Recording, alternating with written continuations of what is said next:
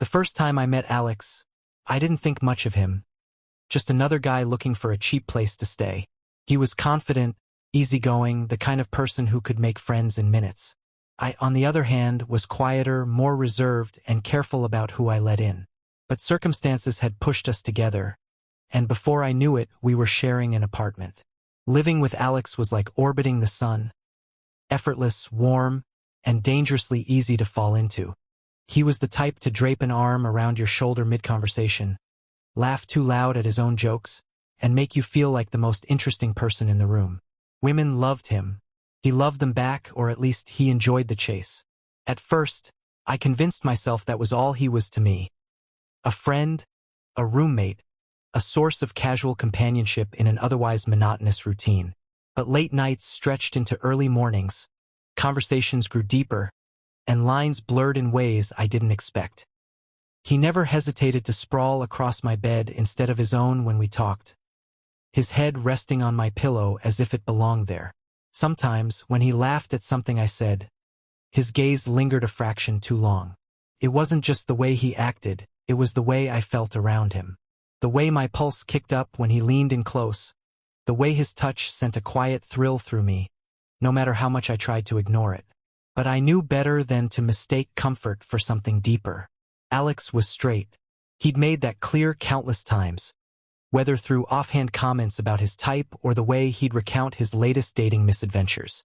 I never let myself entertain the thought that he could see me the way I saw him. And yet, there were moments that made me question everything. One night, after an exhausting day, I collapsed onto the couch beside him. He didn't move away, didn't reclaim his space. Instead, he stretched, his arm resting against my shoulder as if it belonged there. "You ever think about how weird it is?" he mused, voice drowsy. I glanced at him. "How weird what is?" "That we spend all this time together. That we're closer than most couples I know."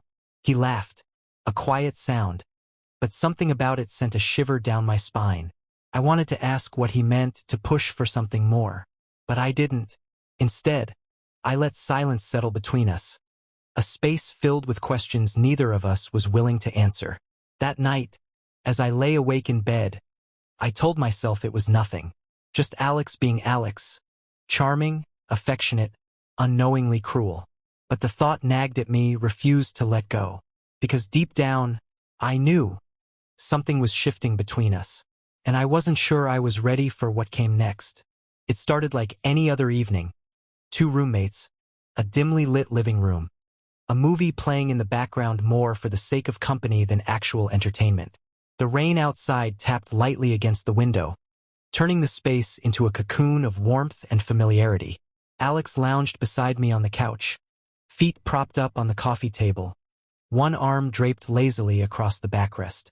I told myself I was imagining things when his fingers brushed against my shoulder. We had always been close. Too close, maybe, but something about that night felt different. "Man, I don't get it," Alex muttered suddenly, breaking the silence. "Relationships. One minute it's exciting, the next it's a mess." I glanced at him, heart pounding against my ribs. He wasn't looking at me, just staring at the screen, his expression unreadable. "Maybe you just haven't found the right person," I offered, my voice careful, measured. He hummed, his fingers absent-mindedly tracing circles on the fabric of the couch. Too close to my arm, too deliberate to be accidental. "Maybe," he said, turning his head slightly. His eyes met mine, and something in them made my breath hitch. A flicker of something unspoken, something dangerous. Time stretched between us, the space narrowing with each second. And then, as if caught in a current neither of us could resist, he leaned in. It was hesitant at first, just a brush of lips, so brief that I almost convinced myself it hadn't happened at all. But then, he did it again, firmer this time, more certain. The warmth of him flooded my senses, erasing every doubt, every fear. My fingers curled into the fabric of his hoodie, anchoring myself in a moment I never thought I'd have. For a heartbeat, it felt real. Like maybe, just maybe, I hadn't been imagining things all along. But then, just as quickly as it began, he pulled away. The spell shattered. He blinked, his expression shifting. Uncertainty, panic, something unreadable flashing across his face. He started to say something but stopped himself, exhaling sharply. I sat frozen, watching as he ran a hand through his hair, avoiding my gaze. Forget that happened, he muttered, forcing a laugh that didn't reach his eyes. I think I just got caught up in the moment. The words stung more than they should have. Caught up in the moment, as if it had meant nothing. I swallowed hard, nodding even though everything inside me screamed against it. Yeah, I said, my voice barely above a whisper. Of course. He stood abruptly, muttering something about needing air, leaving me alone in the dim light of the television. I sat there for a long time, staring at the space he had just occupied, trying to make sense of what had just happened. And for the first time, I was terrified of what came next. The morning after felt like stepping into a different world, one where the air was heavier, the silence sharper. Alex moved around the apartment like nothing had happened, like the previous night had been some fever dream I'd conjured up in my head.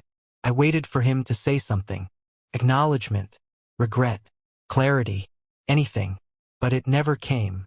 Instead, he threw a casual morning over his shoulder as he poured himself a cup of coffee, his voice light, easy, practiced, as if nothing had shifted, as if he hadn't kissed me, hadn't left me stranded in my own emotions while he escaped into the night. I forced a nod, my stomach twisting with unspoken words. Maybe he was still processing. Maybe he needed time. But by the end of the day, it became painfully clear. He had already made his choice. That evening, he brought home a girl. I heard them laughing before I saw them, his voice warm and familiar, but now laced with something else. Something he had denied me. She was beautiful, effortlessly so, and he looked at her the way I had foolishly hoped he might look at me. The realization hit like a gut punch. The kiss had meant nothing to him. I gripped the edge of the kitchen counter, willing myself to stay rooted, to swallow the bitterness rising in my throat. I wanted to hate him. I wanted to call him out, to demand an explanation, to make him look me in the eye and admit what he had done. But what would be the point? To him, it had been a lapse in judgment, a mistake, something so insignificant it hadn't even warranted a conversation. I wasn't even worth an explanation. Later that night, when the apartment was silent again, I sat in the dark, staring at the faint glow of the city lights through the window. The weight of it all settled over me, the realization that I had been nothing more than a curiosity, a moment of fleeting interest he had already forgotten. I wasn't angry. Not really, just hollow. Still, some part of me needed closure. The next day, when we were alone, I finally asked, "Did it mean anything to you?" Alex looked up from his phone, blinking as if the question had caught him off guard. He hesitated just for a second, but long enough for me to see the truth in his silence. He sighed, rubbing the back of his neck. "I don't know, man. I was drunk, I guess. Caught up in the moment. You know how it is." I nodded slowly, biting the inside of my cheek to keep my expression neutral. I knew exactly how it was. It was betrayal wrapped in indifference. And for the first time since meeting him, I saw Alex for who he really was. For days, I carried the weight of his words, turning them over in my mind, searching for meaning where there was none. Caught up in the moment. That was all it had been to him. An impulse, a fleeting mistake erased as easily as it had happened. But to me, it had been everything. I couldn't stay here. Not anymore. The apartment, once filled with late-night conversations and effortless laughter, now felt suffocating. Every corner held a memory, a reminder of what I had let myself believe. I had been naive to think I was different, that he saw me as anything more than a convenient constant in his life. So I made a decision. One evening, while Alex was out, I started packing. I didn't need much, just enough to walk away without looking back. As I zipped up my bag, I felt a strange sense of relief, as if I were finally reclaiming something I hadn't realized I had lost. Alex came home just as I was setting my keys on the counter. His brows furrowed. "What's going on?" I exhaled slowly. "I'm moving out." A flicker of surprise crossed his face, quickly replaced by something unreadable. He shoved his hands into his pockets. You don't have to do that. Yes, I do. He sighed, glancing away as if the conversation made him uncomfortable. Look, if this is about the other night, I shook my head, cutting him off. It's not just about that, Alex. It's about everything. He didn't argue, didn't ask me to stay, and somehow that hurt more than anything else. For a long moment, neither of us spoke.